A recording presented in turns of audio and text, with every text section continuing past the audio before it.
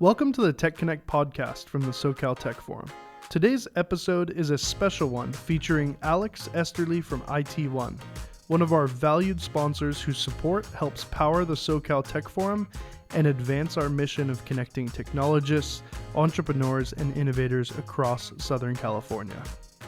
Alex brings more than 30 years of experience in IT leadership and infrastructure strategy, and today we'll explore how modern infrastructure is evolving in a world shaped by cloud, AI, and growing cybersecurity risk, and what technology leaders should be doing today to prepare for what's next. All right, well, good morning, Alex. Welcome to the TechConnect podcast. How are you? I'm great. Thank you for having me. Great. Well, thanks for being here. We are really looking forward to your presentation today. We're talking about the modern IT tech stack, which I know is a big topic. It is. Many of us are thinking about. So let's dive in. Let's talk a little bit about your background. You have more than 30 years in IT, and you've been in leadership, architecture. You've led global teams. Mm-hmm. What led you down the infrastructure path in general?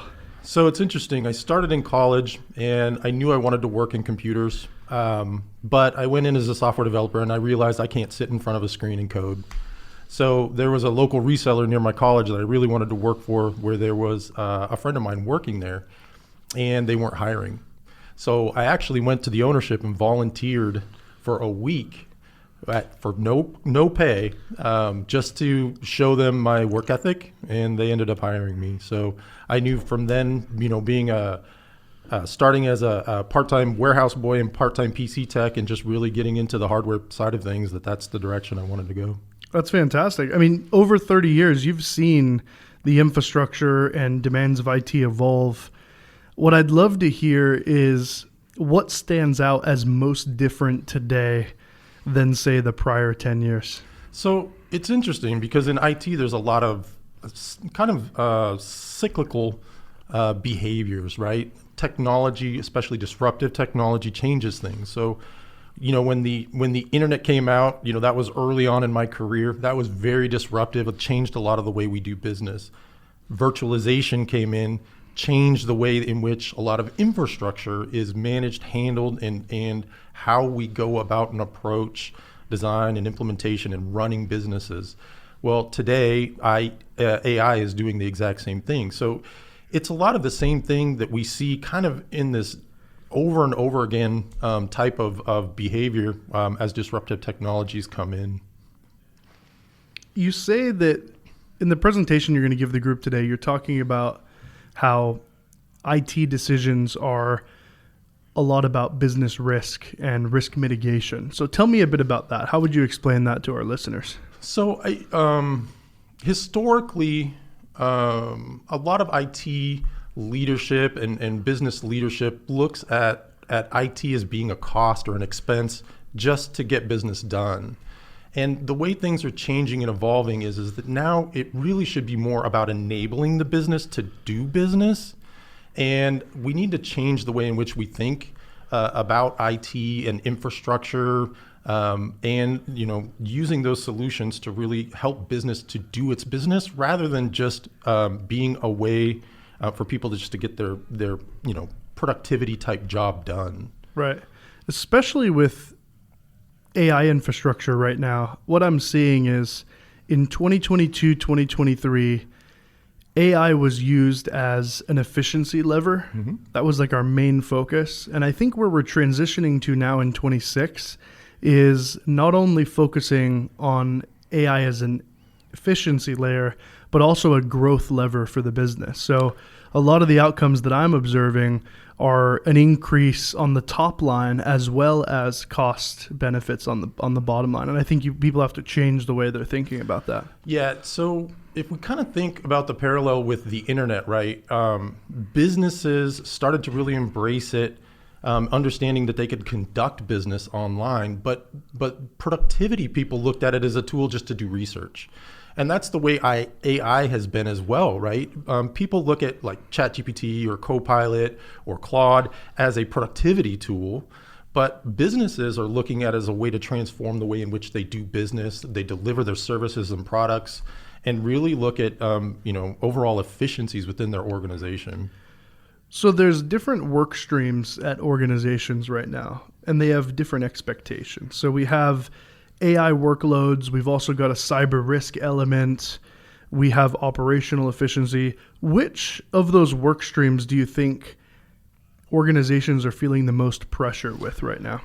So I think it depends, right? If an organization is an early adopter, AI is really what is putting pressure on them as an organization to set themselves apart, to embrace and look at how they can use AI to kind of evolve their business. But a lot of organizations aren't early adopters, right? They're still very much kind of behind the eight ball when it comes to these disruptive technologies. So they're still looking at cloud. They're still looking at preventative security.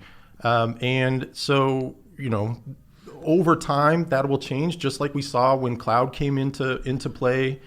Organizations were, hesitant to adopt it because they didn't really understand it or know. I think we're seeing the same thing with AI, and I think that that's what's going to happen as the course of businesses and embracing that AI technology evolve. And Alex, you've been a leader. You work with a lot of executives, both for your customers and in your own organization. What is something that you're trying to get those executive leaders to think differently about?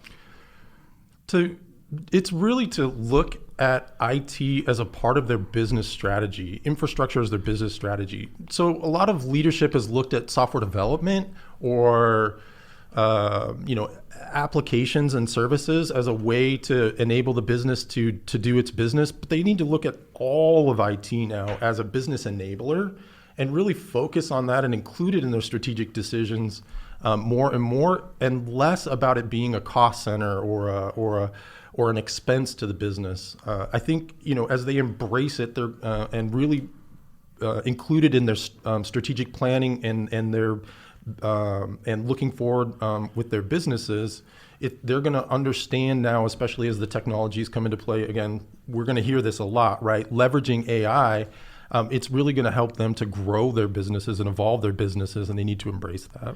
On that evolution, in your talk, you describe a transition from a hardware-centric infrastructure to hybrid platforms. And then eventually, kind of as a third tier, you're talking about AI-assisted operations.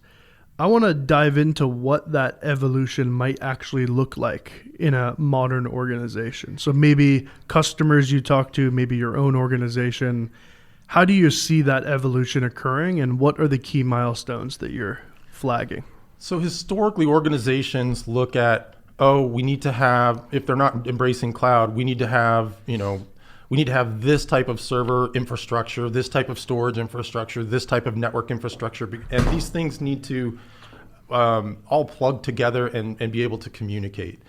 And I think, as we talk about that evolution, now it's more about how can we manage and operate and do the classic do more with less in IT. How can we do this in a way where we can be more effective at operating this and enabling that business again, and worry less about the hardware underneath it? Embrace cloud technologies, think outside the box, embrace SaaS technologies, whatever it takes to bring that resiliency to the organization, and that ability to adapt and change and grow with the fast pace and change of business is really how we need to look at IT.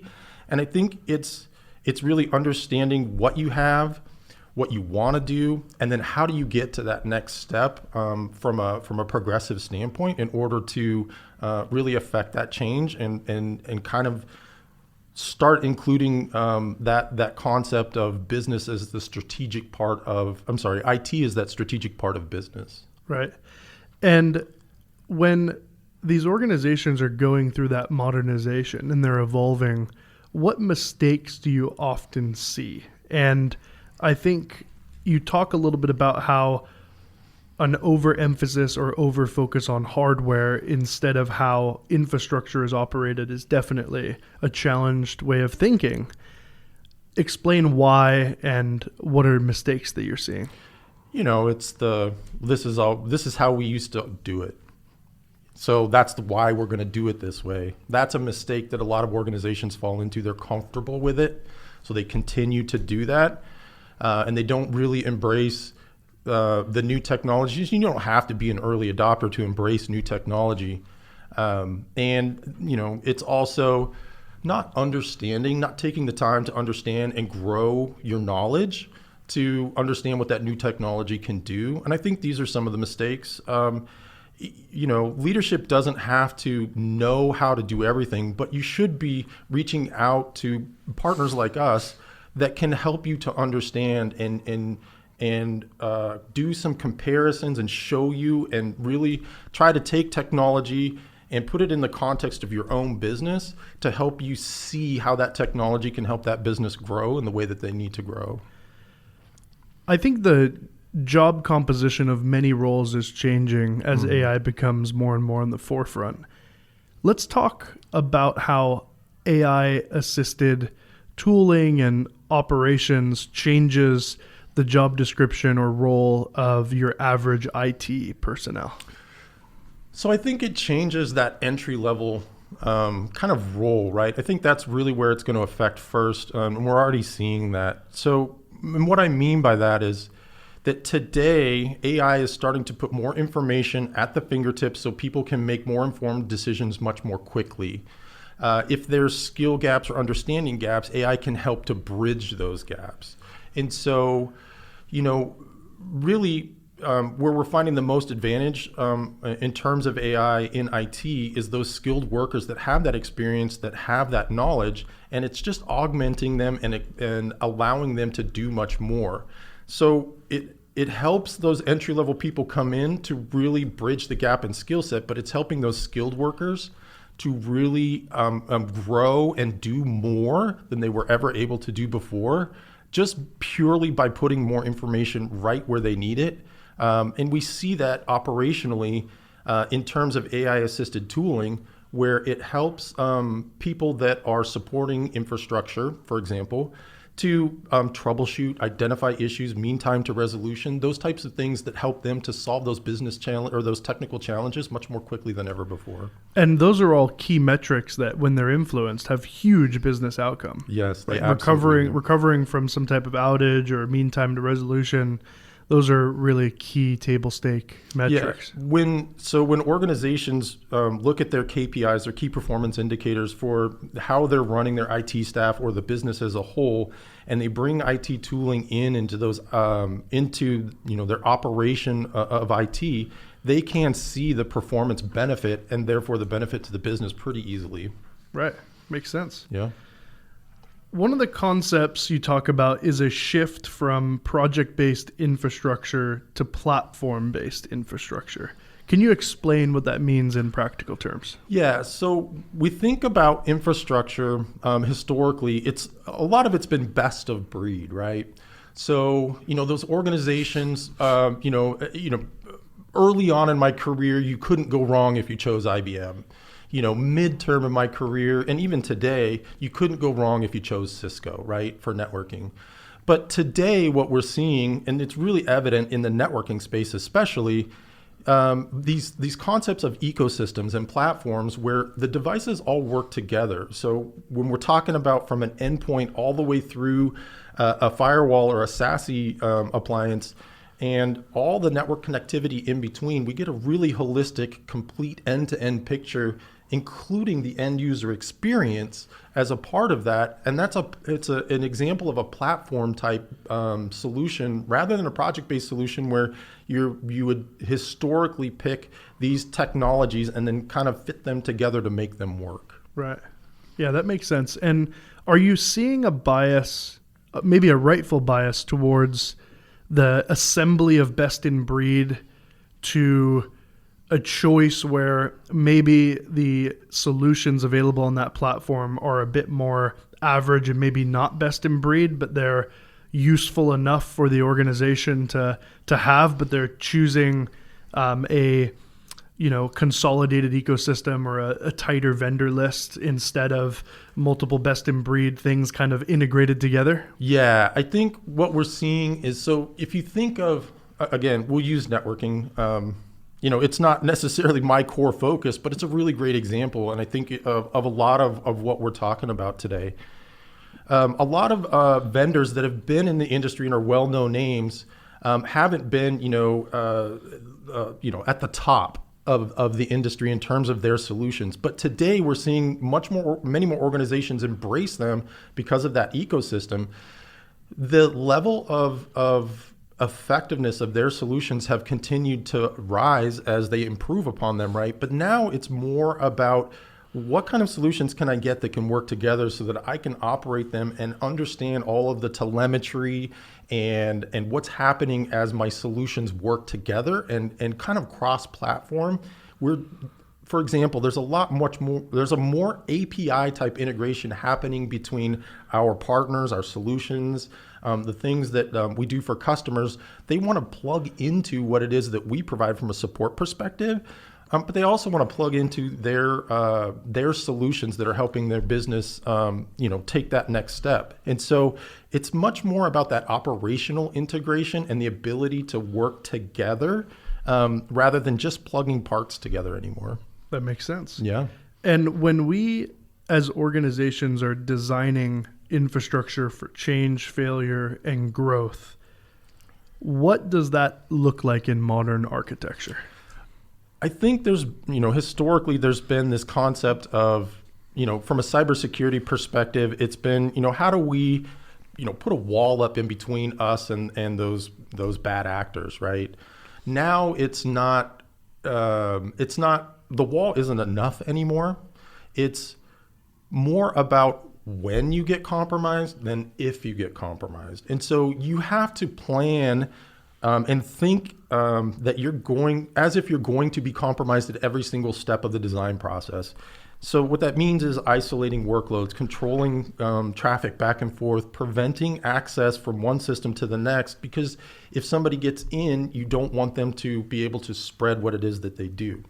And from the ability to bring your business back online in the event that something happens, it's not enough just to have a backup anymore. You have to make sure that your data is absolutely protected and understand how much time it's going to take to get your business back online and which systems are critical and what it's going to take. And you have to design and plan it that way because it's going to happen, is basically how you have to look at it. Right. And shifting gears a little bit, when organizations are thinking about compute modernization, what decisions matter beyond only just raw performance?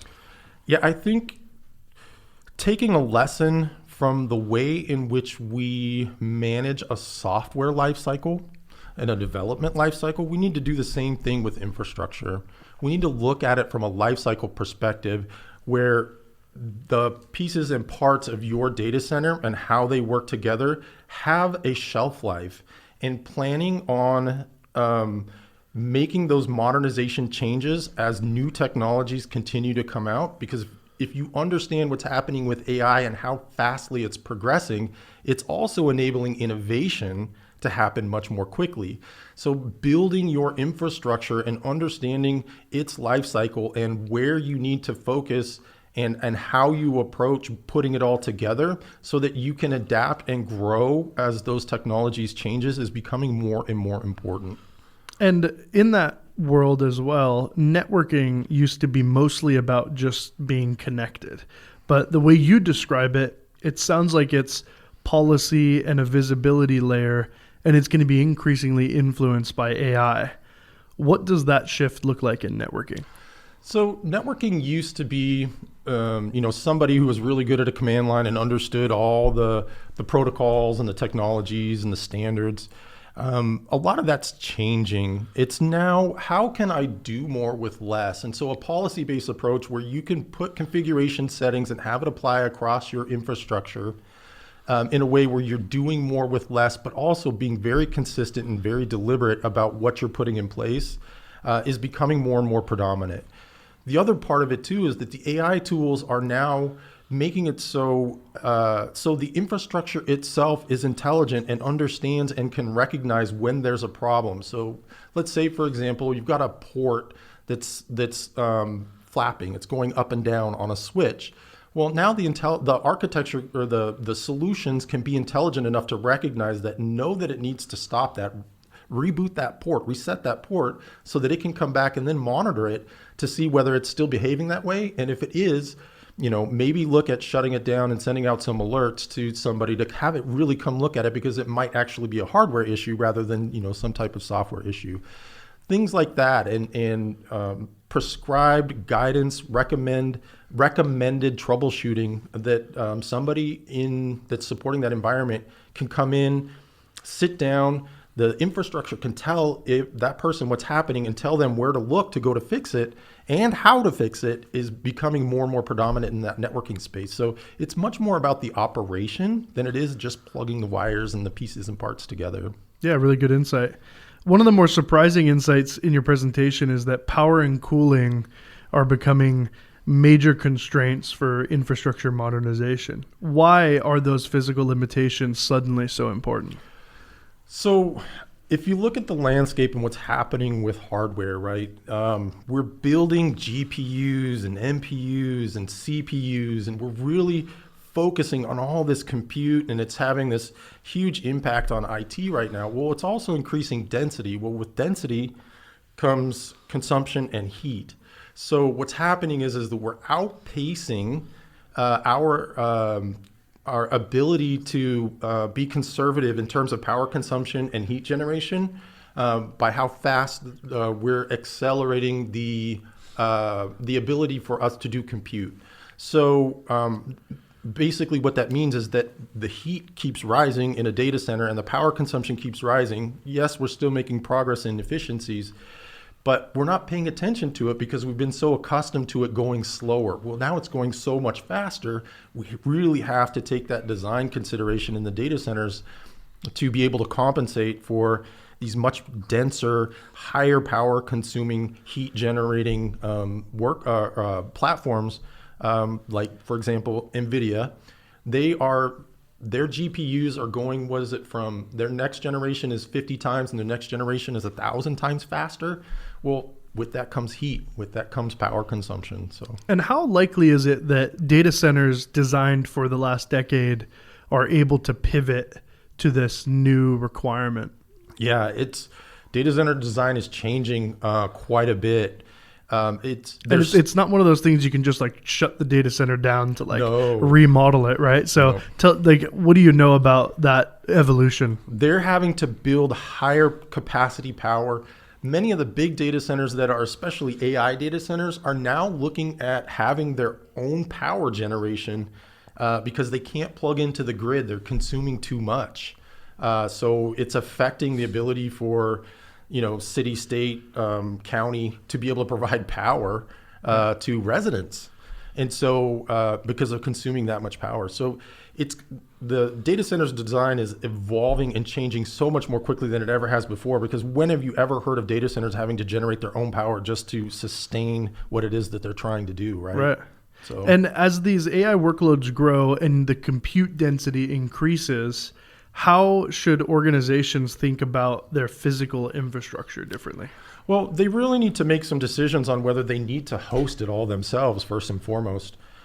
Being able to do some things like distribute those workloads out, take advantage of cloud technologies, and really focus on what it is that they need to in those dense scenarios. If, for example, if they're going to be building their own AI and data models, really focus on that as the consumption of that hardware, and really explore other alternatives so that they can manage that heat, that cooling, those costs, those expenses, and really focus on, again, it comes back all to this, right? Enabling that business. Yeah, that makes sense. Yeah. Let's talk about cyber resilience. So it's a really interesting time in cybersecurity in general. I think some observations I have, these phishing scams are getting way more sophisticated. You're no longer looking for simple typos. You're looking for you're seeing these bad actors take kind of syndicated knowledge from the web, from the dark web, making these compelling stories that are contextually accurate, data rich, and they're getting really, really good. There's also scenarios where social engineering to get maybe access to a free trial of a product or real access to a product, that is getting easier and easier as these bad actors have scripts that are customized for that use case. they're able to generate fake personas, like they buy a domain or they take over a domain, and then they can generate a full 20-page website that looks really legit without a lot of effort. The landscape is really shifting, and I've felt it even in the last 12 to 18 months. Yeah. So let's talk about cyber resilience. You frame it as an architectural requirement, not just a security function. And in the context of those shifts we described the last 12 to 18 months, how does that shift mean our infrastructure should be designed differently? So we touched on it a little bit earlier, and that is, it's not a matter of if, it's when. You have to basically look at everything as if it is compromised and plan from there. So you talked about it. We're seeing in business and in IT all this advancement in technologies. Well, those bad actors are taking advantage of that technology too. It's not difficult for them to get little bits and pieces of information, even from social platforms, where they can understand and identify people within an organization to target. They can go after those people and use those tools to socially engineer an attack. And it's crazy what they can do. They can take snippets of voices, even from things like podcasts, and mimic somebody's voice. They can understand by looking at their email how they talk, and take that information and fool other people to think that they are somebody that is, a part of a business, a key person in that business, and then socially engineer things like, let's say, for example, they target somebody in finance, redirecting where money goes, or deciding to make a payment on something that is fake. And so, it's those types of things that we have to plan for and work against. And infrastructure isn't just enough. We have to educate and train people too about what is happening and how people are compromising these organizations and businesses in IT to get their footholds. And what used to be these emails that had really bad English or poorly written and very, very easily recognizable, they're not like that anymore. It looks just like your organization's email. It looks like just your organization, the people in your organization and their communication style. And it's crazy. And that's just one way for them to get in.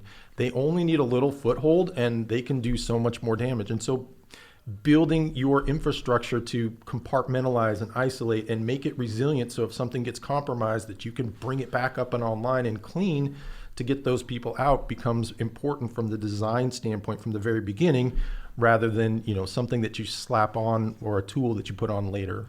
And if we go a little deeper there, let's think about the typical tech stack components in security. Things like SaaS tools, DAS tools. Of course, we've got endpoint protection, endpoint monitoring. Are you seeing any new type of tool pop up, like new layer of, right? Like now everyone has SaaS, DAS. Like, is there a new layer like that that's proliferated with these AI threats? Yeah, it's the tools that are taking the information from all these disparate systems and combining it and performing the analytics on it in a way not like a human, but more humanized, right? Where they're recognizing behavioral patterns and more than a SIEM solution where it's log analytics and that type of thing. It's more around understanding what's happening at this endpoint and this system and that application and this SaaS solution, and understanding those behaviors and bringing that all together and taking that AI-based analytics to really understand what's happening and then bubbling that up so that we can take action on it. Right. That's what's, I think, is really kind of evolving in the space. And the more that that type of functionality is built into systems and platforms that work together, the better off we're going to be. I think that's right. I think what makes a human analyst or engineer so powerful is they can see those raw log streams and then they understand the context. So what I'm hearing you say is, rather than just a traditional SIEM where it's keyword analysis for detections or unauthorized use or specific codes like error codes or security codes that are being thrown and then trigger some linear alert, what we're seeing is AI and LLMs being able to contextualize more like a human, that these 5 or 6 things are working together in these ways, and that makes sense, or it does not make sense, and therefore take action or flag more like a human. Yeah, because if you think about it, the number of attacks continue to grow and grow and grow because they're being automated. And so the only way to combat that is the way that you can't combat that is by throwing more people at it. Right. More people to pay attention and watch. It's not scalable. So you have to come up with a solution that works in the opposite direction of those attacks, and that is to recognize those patterns, to recognize those scenarios and situations across all these different types of data, at least to the point of bringing it up to people that can then make decisions on it, if not the tools themselves making those decisions more and more and more, and making the adjustments to shut things down or close holes or isolate systems so that, so those attacks don't spread within an organization. Like any evolution or modernization, it takes a roadmap. People who are just starting out on this journey, what piece of advice do you give them to focus on in the next 6 months as they consider kind of an evolution and upgrade, as opposed to just a big upgrade that just overhauls everything? You have to make incremental improvement. Well, I think the first step is to really take the time to understand what's in your environment. We work with a lot of customers that struggle to understand, especially in larger mid-market or even large enterprises. They struggle to understand what it is that they actually have. Well, if you don't know what you have, you don't know what your current situation is, it's difficult to start making decisions about those next steps. So, spending that time in the first 6 months to really identify and truly understand your environment and then align that strategically with the direction that you want to go is really, really important. But don't lose sight of those types of technologies and how they integrate with the business. I mean, strategically think about that as you're learning your environment and understanding what it is that your current situation is and how that can apply to taking those next steps moving forward is really kind of how you have to look at it. Understand what you have, but be mindful of where you want to start going. Great. And for those leaders who are thinking forward about infrastructure over the next decade, what's a piece of advice for them? It's really start changing your mindset around infrastructure specifically, but just IT as a whole. Look at it as a business enabler and less as a tool, I guess. Yeah. It's, think about how it can actually start thinking a little bit bigger picture out of the box. How can it help that organization or your organization to take that next step? How can you use IT and tools and infrastructure to do more without having to compromise, your budgets, your business strategies, the direction that you want to go, and really look how the two can work together to get you where you need to be. And let's wrap up with this last question. Sure. You are going to close your presentation today with the idea that if you do not design for failure, like you've said in our discussion today, then failure will design your roadmap for you. What does that lesson mean in practice for folks like you and I today? It's basically this. If you don't take a step back and look at what's happening and how you can use that to your advantage, you're looking at the cost of IT to continue to grow, IT being almost an impediment, or infrastructure being almost an impediment to what you're doing as a business. And that's the last thing that you want. So, take that step back, be very deliberate and plan. Don't just do things the way that you've been doing them. Very good. Yeah. Well, thanks for joining us on the podcast today, Alex. We look forward to your presentation here in a few minutes. We've got a great full house coming. So thank you again for your support. We know you traveled in for this, and we're looking forward to it. Yeah, thank you for having me. So far, this has been great. Appreciate it. This podcast is brought to you by Human Studio. Human Studio is an award-winning design studio specializing in web design, branding design, video production, and so much more. We'd love to help you take your brand to the next level. Thank you for listening to the TechConnect podcast. Don't forget to stay connected and explore more at www.socaltechforum.org. We'll see you next time.